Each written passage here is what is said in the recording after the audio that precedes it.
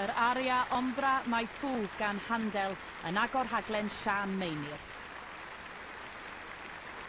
Magwyd Sian yn hysgod Cader Idris, ond y dyddiau yma mae hi'n treulio llawer iawn o'i hamser yng nghanol prysurdeb Covent Garden.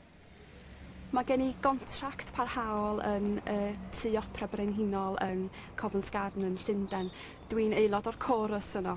Hon ydy'r ail flwyddyn i mi fod yno. A dwi wrth y modd yno. Mae o'n brentisiaeth da, dwi'n teimlo. Dwi'n cael rhannu llwyfan efo'r pobl gore a dysgu oddi wrth rheini.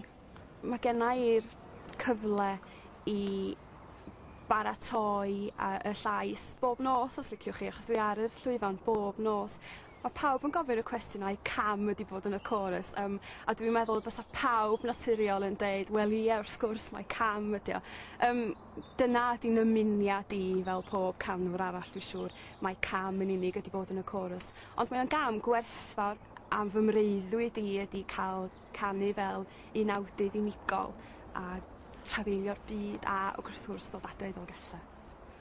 Mae gweld Godre Cader Idris pan ydych chi'n dreifio dros ben pas Dinas Mawddwy yn beth hardd. Mae'n bwysig cadw cysylltiad agos efo nid yn unig y bobl yma, ond efo'r ddaear.